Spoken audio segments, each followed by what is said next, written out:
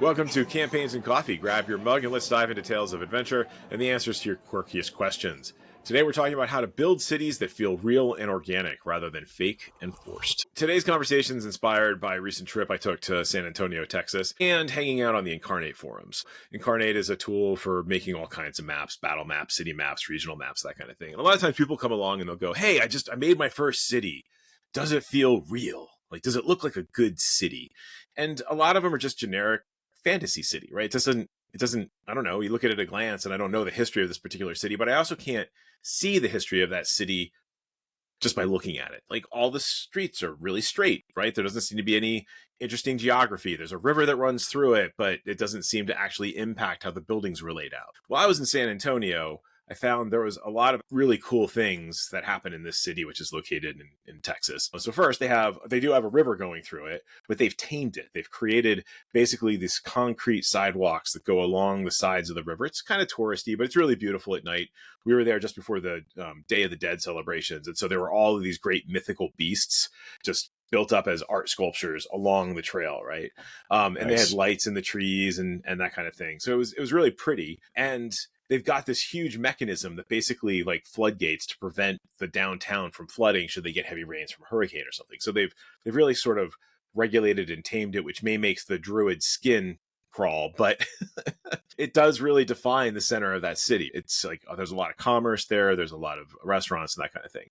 It's also home to the Alamo, which is, the famous fortress from, or actually, I guess it's actually a monastery, right? It's a, if I remember correctly, it's like a church from way back in the 1800s, site of a famous battle in the American-Mexican War. And it's this holy place. It's a national treasure. And so the National Park Service is there. And it's this tiny little thing. You'd think, in my mind, the Alamo is this mighty fortress that these people, all these like legends of the American West, held off this army. It's very, very small, and I understand why they lost. They were also vastly outnumbered, but I don't know this is the place that you want to make your stand. But the cool thing about the Alamo is it informed the rest of the city's design. As I understand it, there is a regulation in San Antonio that says no building may cast a shadow on the Alamo. And that's cool, right? Like, imagine you're building a fantasy city and you have some sort of similar rule like this where there's this holy place and it informs just how everything builds up around it. Speaking of holy places, there's the San Fernando Cathedral, which is this beautiful, awesome, like Roman Catholic cathedral. It really just sort of dominates the downtown. But they have this awesome thing called the Saga, which is this light show that plays across the cathedral and it illuminates each individual angle of the cathedral. It's very, very impressive. We'll include links to it in the show notes. But you can imagine, like, sure, every medieval fantasy town is going to have like some major church. But imagine if the religion that is responsible for that church brings in people by putting on their own illusionary light shows, right? It's also home to Davy Crockett's tomb, one of the heroes of the Alamo, legend of the Old West, what have you. Just walking through San Antonio really just made me think about, like, geez, there's all of these elements that you could easily just kind of borrow for your campaign. And now you have this church and it has, it's the focal point of the community. It's home to a hero. You have this holy fortress located nearby. And then you have this interesting mix of cultures, right? The American settlers came in, brought sort of your classic Anglo cultures with them. You have the historic Mexican influences. You have Hispanic influences. Then you have, like, the Germans showed up. You have these various German restaurants in Texas, which I did not expect. Like, in Pennsylvania, I get it because we're Pennsylvania Dutch, but I did not expect to find that in Texas. So it was just a very interesting city that got me thinking, like, wow, this is how you make an organic city. This is what it looks like when it just happens. And so I think there's just so much you could steal for your campaign, but it also made me think about, so what advice can we give folks about, how do you build a city that doesn't feel like meh? I feel like it was just drawn on a piece of paper all at once, as they often are. Yeah. Or, you can just do insta-create city, right? Like, many of the city creators right now just have a wizard that will just random generate buildings for you. But there's no history. There's no story. Like, walking around San Antonio, there's, like, monuments to two cultures there because you have American culture, you have Mexican culture, and given the history of this city, right? And it's pretty cool. And it influences how it feels to be in that city. And it seems like there's nothing against the insta-create city, but you can't just stop there. Right. You can't just populate it without a history. And I think that's that's what you're getting at is if you want to create a city, it has to feel lived in, which means it has to have a history. Mm-hmm. Unless it's an Insta City for, shake and bake planet. Sure. Right. It's supposed to be an evil corporate, soulless town, but then you're leaning into it. Well, and I think city size will fit into that. If you've seen those big maps of Waterdeep, right? I don't know if you're going to want to spend time placing, some people might, placing and having a story for each building, but you could do a quadrant as Insta City, but then what that quadrant is. So yeah, I get it. There was a game I just learned about, the Lankmar City of Adventure, I believe it was, had geomorph city tiles that allowed the GM to place them into square boxes on the rest of the Lankmar map. And it was meant to do that so that over time you could take that out and put another one in as if there was a fire or renovations had gone on. And so the city would actually change over time whenever you wanted to do it. That's really cool. So, you brought up, the starting flat with, the flat city and all of that. And where I was going to take this was your cities are going to be informed by the land and the features, the natural features that they sit on. If you play in any colony builder or any of those sorts of games, most cities spring up by waterways. I mean, we have ones that are fully landlocked, and there are reasons for that. But, a lot of times you're going to start on a lake, on a river, something like that, between hills. And I would say if you want to get a feel for that, take something like City Skylines or, again, a colony builder of any kind and see, how do you deal with large hills, mountains, a lake? How do you build around that? Because you don't just, unless you're in Phoenix or Utah, you don't start with a grid most of the time. when cities are settled, cities can be planned. Columbus, Ohio was planned, though the planner was insane. But it was a planned city because they moved the capital because they wanted it in the middle of the state. It was somewhere else. And they said, no, we're going to found a city. It's going to be planned. I don't know that a sane planner would come up with the corner of 3rd Street and 3rd Street, but sure, you go, guy. That's great. But that's also interesting because then there's probably a story there somewhere. So I would say, start with the land, whether it's I grew up in Cleveland. So how do you build along a lake and what does that force? And how does that change things? Chicago's the same way with the river and, all of that. San Francisco, the hills of San Francisco, how they built and changed those to go along. Think about the jobs in the industry that creep up over time in your city. My favorite example is you don't want the tanner to be near where everybody lives because tanning is a filthy, filthy, terrible smelling business.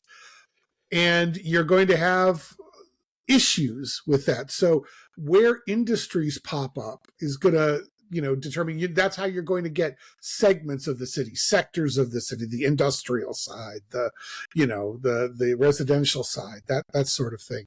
I would strongly recommend if you're playing in a medieval fantasy setting. I'm going to get this last name wrong, I'm sure of it, but Francis and Joseph Geese, Gies, have a series of 8 books called Medieval Life. And one of them is Life in a Medieval City. Another one is Life in a Medieval Castle, Life in a Medieval Village. But it will inform how you build the city based on how life actually unfolds within those time frames. So if you feel like going a little deeper, go with that. The other thing that I would say is go read some of Kurt Busiek's, I may have slaughtered his last name there, Astro City comic. Astro City is built in kind of an analog, and I believe it was of San Francisco. At least that's how it feels to me. But the city itself becomes a major character within that comic book. And it is well worth your time to kind of study how that works. As far as city planning itself goes, there is no shortage of things on YouTube or Nebula, people making city planning videos. My wife and I have sat down and enjoyed many of these because there's a lot of things that you just sort of take for granted. that you have, to say that the world is large and complex is an understatement. And things like these videos or 99% Invisible from Roman Mars, highlight why things are the way they are. Always read the plaque. And plaques are good. There will be plaques in cities. And then I think the last thing that I would touch on here is there's been some, in the past 5 years or so, recent press about in Cyberpunk 2077 how they built Night City in the game. And David pointed this out to me, that in an interview, Mike Pondsmith brought up the fact that Night City was based on, was it Disneyland?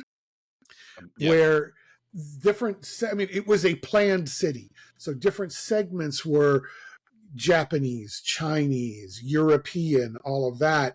And then the fascinating part is, he started there, but then how does it evolve over time?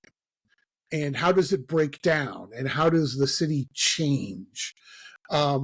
They brought city planners in for the video game to say, how do you make this road feel like a road? How do the overpasses need to look?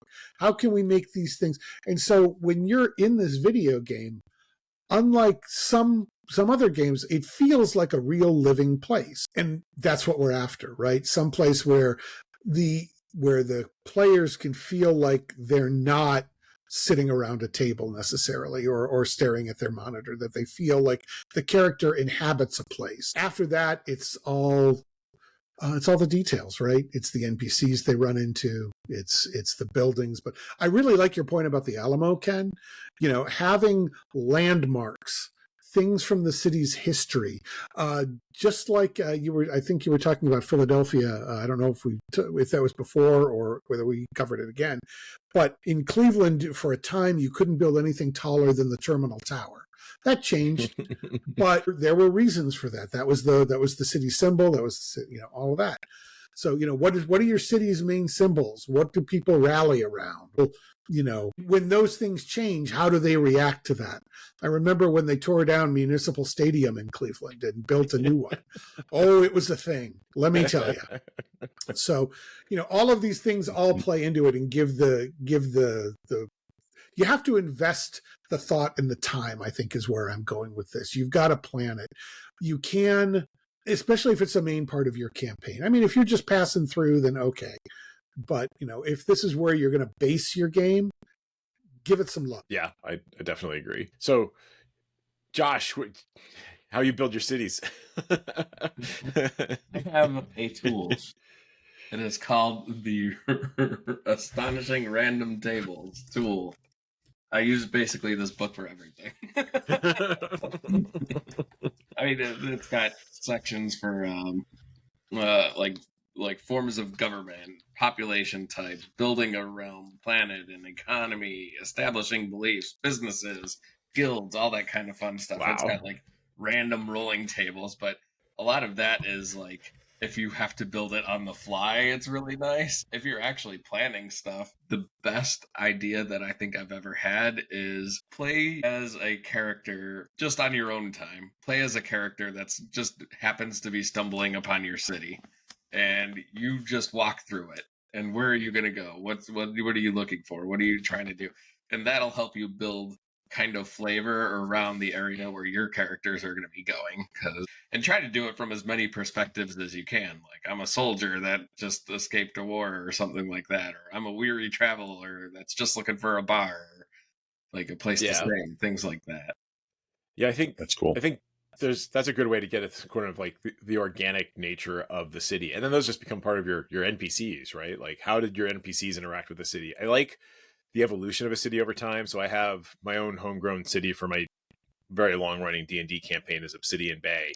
And as I was building it, I was thinking about, okay, so this was originally a very fortified town on the frontier. And then it grew up over time because of all of the riches flowing out of the Obsidian Maze, which was this massive mega dungeon, right? And so it grew. It added, like, there was the interior ring wall, then there was the outer ring wall, then things got civilized and people started settling outside of the larger walls, but then war came, and so there was displacement and what have you. And so I think being able to grow your town organically helps. I think there's other things, and Chris, I think your example of Night City was great, because not too long ago we had a good conversation, I think it was on the YouTube channel, talking about the Night City map and the difference between the 2020 version of Night City, meaning Cyberpunk 2020, versus the 2077 version. And they're like, is it right? I'm like, well, and then they actually get into this in the Cyberpunk 2077 box set, where they talk about, some of the districts moved, right? Some of the areas of the town moved from era to era because, and then they had some backstory, right? Now, there might have been the real reason is because they wanted to redesign the city, so it made more sense. I don't know. But we've seen that in my own hometown of Easton. There used to be a Lebanese town, which existed for, like, it was a discrete area within the city, a lot of Lebanese folks there, and they wanted to build Route 22, and they bought up all the land and they knocked down all of the homes. And so we still have that community here, and you can see vestiges of it, but the actual neighborhood is now a highway. Urban planning can be good, and sometimes urban planning can be really destructive, right? But when somebody has a bright idea, they're going to implement that, and that can even get into stories, right? Like, think about Boston and the Big Dig, hugely disruptive, right? Or think about the kind of infrastructure you need to support a large city. So the aqueducts that feed into New York City, right? If you've ever watched Die Hard, that's real. There really are truly massive aqueducts transporting tremendous amounts of water into New York City, and it wouldn't survive without it. What makes your city click, I think, is really important. And I don't have it in front of me. It's on my shelf over there. But another great book is A Magical Medieval Society, Western Europe, by Expeditious Retreat Press. It came out back in the 3rd edition D&D days. But it doesn't quite go into cities, but it talks about what a magical medieval society would look like. So it talks about guilds. It talks about different kinds of law, guild law, church law, secular law, and how those laws interact, right? Because if you have a city like that, even a modern city, you have overlapping laws between different government agencies and who actually controls what, right? And so thinking about how your players can get into trouble and how those different factions may have defended areas of their city as it grew over time, I think it's a very good read. It's very nerdy. And I will say, does my city feel like a city is a very, very broad question. Because it might mean like, oh, are my roads windy enough, or like things like that, right? So it's a very, very broad question, and I guess there's a lot of different ways that you can go about it too. Like, is your city supposed to be a militaristic city, or is it meant to be a big tourist thing like Disneyland, or is it meant to be like a big there's a lot of different things that go into a different city is going to look different because it's differently built, right? Yeah, I think that was one of the things we were talking about earlier is I grew up in New Jersey. The city is New York. That's the city. There are no other cities. It's just Gotham, right? And so as a kid, I would go into the city and that's where you went. Everything else was just lesser. And the first time I went to Philly, I'm like, where's the rest of the city? But Philly is a legitimate city, and they'll, the city of brotherly love might get kind of angry if you tell them that they're not a city. But 12-year-old me going to Philadelphia for the first time was like, I don't understand. It feels very different because New York compared to Philadelphia, compared to Indianapolis, compared to Chicago, they all feel different. And I think that's also a key, is to make sure that every city is not the same city in its feel. Yeah, I think talking about Chicago, right? So weather and the environment really plays into the city as well. Chicago in January is brutal. I mean, Manhattan in January is no picnic. Like, I have a story about Chicago and that weather. Erin and I lived in Chicago when we were just graduated from college. She had an opportunity to start at National Park Service, but usually you start in Alaska. And I'm like, that is way too cold. It wasn't until years later that I found out that Anchorage, Alaska is warmer in the winter than Chicago is. It is generally around freezing-ish, whereas Chicago temperatures can get into the like negative 10, 15, 20s, and with high winds in certain spots. That is much colder. That is the place where you can take a thing of boiling water, throw it outside, and it will freeze before it hits the ground. Chicago's a really good point when we talk about the way cities are built. I don't know very many places that reversed a river. Yeah. I was, bringing up how do the people deal with the land? Well, that's a really good example of rivers flowing the wrong way, guys. Got to get it going the other direction. In Ohio, it was the Ohio and Erie Canal that connected everything, and that canal, it's still there. People don't use it for that anymore. But it has gone on to inform things like everything from tourism to taking old railways and along those paths and putting in bike trails. And so it's the evolution of, these things, these man-made things that become a feature of the landscape that I think are also important. Yeah, the short history of Chicago, in like most cities, it started small. It was basically swampy onion fields, but there was the Chicago River, there was Lake Michigan. It grew up over time. It became a hub. It grew to a certain size. Great Chicago Fire. Ironically, about the same time, there were actually bigger fires that killed more people, but the Great Chicago Fire was burned into memory because of the news and such. But we kept going.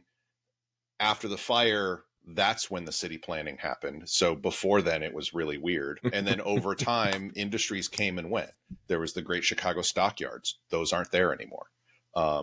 And the reason for the river being reversed is because the river was so polluted, it would come in and it was so polluted people couldn't get their drinking water and such from it. And so they decided to reverse the flow of the river so it wouldn't stink in the summer. It reminds me of Ankh-Morpork and the river in Ankh-Morpork where you could just about walk across it. As a Clevelander, don't get me started about rivers and burning rivers and things like that. I could tell tales. Yeah, it caught on fire, right?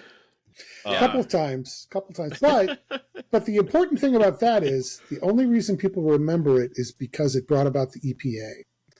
It was very common for rivers to catch fire in those days because the barges and ships would dump their bilge. It would be filled with oil. The oil would catch fire. And this happened in many cities. But again, because it happened, because it was picked up by Time Magazine and led to the EPA, and now the city, there's a beer called Burning River Beer. Everything is called Burning River. It's a proud part of the history. Don't make fun of it, but right. People embrace it after time. It was a horrible event, but they're proud that it. Yeah. Well, it's kind of about owning the thing you can't change. Yes. Right. I think transportation for your cities is also a big deal because it can define the characteristics, right? So you talked like, why is this city in the middle of nowhere here? Well, there must be a resource. And then if it's in the middle of nowhere, how are people getting to it? Is it fancy dirigibles? Is it, I don't know, like magical trains, like what have you? Like there's got to be a reason, and then people got to get to it. In my area in New Jersey, we have the Morris Canal because all of the coal and iron was in Pennsylvania, right? So you needed to get all of these resources to the industrial places in New York and New Jersey. And so they built a canal that has 23 locks and 23 inclined planes because there's an elevation change of 1,674 feet. And so not small. Prior to this, like you'd have a couple of locks on your canal system, right? Like this is ridiculous. Like an inclined plane is the barge comes off the water and you pull it up the inclined plane. there's actually like a turbine powered by a local stream that pulls it up to get to the next lock so that you can continue on your way, right? And then the canals themselves then kind of inform like where do the railroads go? Where do the highways go, right? Yeah. And speaking of canals, think about, is your city flooding? Think about Venice. How do people get around Venice? And that's a fascinating setting. That's a really interesting, that would be a heck of a place to have a campaign, right? How can you make it interesting? How do people, because when bad things happen, people stay in their homes. We see this over and over. So how do they deal with the aftermath of that? And how does that become the character of the city? Yep. Definitely. Earthquakes out west or hurricanes in Florida, right? Like these are natural disasters are going to happen. And then the culture and society and even the architecture starts adapting to survive it. certainly our buildings out in the east would not survive an earthquake the scale of what we see out west, but we don't have to. I'm going to combine everything that we've been talking about so far, because I use a few tools similar to Josh. And so I'll just show them now. Is the Quiet Year is one. I can't recommend it. I've heard it played. I own it. I have yet to play it because I want to get some other people with it. It's meant to be played as a group. It sounds really cool, but it also kind of ends at the end of an apocalypse sort of thing. And I don't necessarily want to have my campaign start at the end of an apocalypse. What I have played actually was this game. It's by Shark Bomb Studios. I got it on itch.io, and it's ex Novo. And I believe I might have talked about this already on the show in the past, but I used it for my Gamma World game. And so our group came in, and what it does is it allows you to go through several eras of play. And there's everybody discusses how things are going. Then you found the location. It's not a city to start, but you have the founding of the city. Then you have the development of the city. And then you kind of top out where your city is at the beginning of the game. And then as you go along, you're taking into account the terrain of the city. You know, is it mountainous? Are there rivers? Is it hilly? Is it just a flat plain? There are different regions around. Then you put in the landmarks like the Alamo.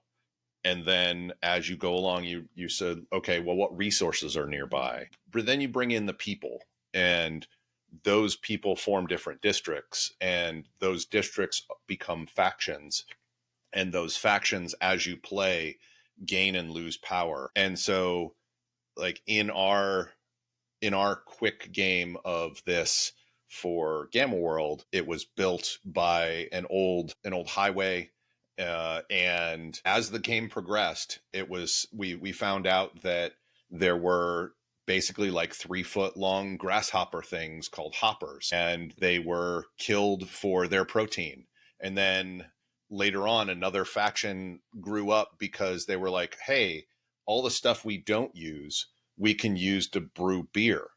And so the beer brewing district came up. And then as the beer brewing district came up, it's like, hey, all that alcohol, we could distill that alcohol. Well, then there was an accident where a huge part of the district blew up and caught fire and burned down because they didn't set up the alcohol stills correctly. And so then distilled spirits, it was illegal to have distilled spirits in the town as it grew. And then the hopper fields moved, etc. And then more stuff was in there, more than we want to contain in this podcast. But it was a very rich place by the time we finished. And I think it took us 2 hours to go through, and it was just like a fun game to us. And then we played the game. That's really cool. Yeah. I think speaking about gaming after the apocalypse or after a major disaster, right? Like we have the potential for that. An example is Pompeii, destroyed by a volcano. But then you also have, not to make light of other people's misfortune, but we like to build major cities next to volcanoes. And so if you can imagine, like, flash forward, like Seattle, if one of the mountains there went, right? Like, it's not good, right? Like, there'd be a lot of devastation to the city. And you could think about, well, so what would it look like if a major metropolitan area was basically in the aftermath of a volcano? What happens to the culture? And like, especially if you're playing up the post-apocalyptic angle, or you're talking about lost cities, like that's another way to go. All of this is, we've been talking about like a living city that people are still in, but what does a ruined, abandoned city look like? I think you still kind of want to make it make sense, unless you're me and you're building a city for Mothership, in which case it's just going to be really dumb, but awesomely dumb. That's because it was built by a corporate committee and all at once. Right. But you want that influence to come out, right? Like that's you still have kind of this prehistory, and maybe you don't like build the whole thing, but a tool like what you're describing could be helpful, where actually I want to have a couple of locations that just kind of make sense organically. So use a tool like that to build it. When you go into that ruined city, knowing where the shopping district was, or knowing where a major cathedral was, things along those lines make the ruins feel more real as well. That can also be fun with the NPCs that have some history there. giving directions to your PCs. Well, you go down to where the old barn used to be, and you take a left, and you look for the second elm tree, the one where they hung so and so, and then But I mean, that's that's real life. I've done that. Leapfrogging off of that, though, what if a major NPC in your game dies, and they were popular enough that they make a tomb for this person? What was there that they, that is now the tomb? Did they tear down a building? Did they clear out a square? Did they put it in what was formerly an empty field? That sort of thing. And then as the game continues on, you can reference that spot as, go down by the tomb, and all your players, assuming it's the same players, will kind of get that reference, and it gives them a personal connection to the city as well. Yeah, I think riffing on that, not to make light of tragedy in any way, but it's very powerful to go to New York City to the World Trade Center, and to be there at that memorial is super powerful. We were just there in the spring with the scouts, and imagine something like that in your own city, right? Like where basically it's this holy place, right? And everyone in the city remembers the event that led to that. And the other thing is like interesting things that you didn't expect. So when I didn't know, like I hadn't been to the 9/11 memorial since ever. And so it was interesting. They have this thing called the survivor tree. It's a pear tree that survived all of the devastation after 9/11, and they rehabilitated it. And in 2010, they brought it back to Manhattan, and now it grows as part of like the larger memorial area. Wow. And it's like those kinds of things, right? Like that's just what people do, right? This tree survived, and damn it, we're not going to let it die. We're going to bring it back. All the heroic become efforts. A thing. Yeah. I guess building a city is kind of, I say treat it like a character of its own, right? Like if you're building yourself a character, you get the history of the character, you get like what are its strengths, what are its weaknesses, how does it account for the weaknesses, and how does it show off its strengths, and like what does it do, what economy is it great at. Think of it like you're building a separate character, and then it helps fill in, then you can go back in and fill in the little areas and fill in the roads, and like, well, if my character is really good at like jewel crafting, what do I need for jewel crafting? And then the city could kind of build itself from there, right? And you can fill in the gaps as you go back. Yeah, I really like that idea. And I also like the city has a personality. Cities have rivalries, right? So who are your city's rivals, right? Yeah. New York and Philly, they have sports teams. They go up against one another. There's a lot of smack talking. And that can even happen just on a small regional level, right? So we have in the Lehigh Valley, we have 3 cities, Easton, Allentown, and Bethlehem. And they all have their own unique personality, and it's all part of a larger region. But, Easton has its personality as kind of these like rough, tough, like smash mouth football kind of folks. And, Bethlehem as well, it's got all of these colleges and what have you. And, it was like the center of, I think can't remember, the Moravian church, I think. Major influence of Moravian church. And so you've got all of, and then Allentown steel, right? Like, Billy Joel song, right? And so that's just in like 100 miles of the Lehigh Valley. Normally we try and pick questions that kind of fit the theme here. Well, sometimes we used that one in the last episode. So we have a minion question today, which is, if I accidentally polymorphed the party's rogue into a toad, how do I convince everyone that it was actually a strategic move? Well, you got a slingshot. You got an enemy party. You can transform him back, right? Get him through the window, takes 1 point of damage, reverts back to normal. Is that? Yeah. We've done way dumber stuff. Or you go the other way with it, is just say, I don't want to talk about it. I'm not talking about this. Why did you? Yeah. I'm not talking about it. He knows what he did. Nice. I mean, it is the rogue. So yeah, they'd probably believe that. He probably did something. Yeah. If you've got more ideas for that or feedback on the city planning, your own ways of doing city planning, like, subscribe, definitely comment. You can even come on over to layersecrets.com and put some comments on over there. So We're also now on Blue Sky, right? We are At Layer of Secrets. So we may even post. We're definitely on Mastodon. We post a lot more over there, which is at Layer of Secrets at dice.camp. See you again soon.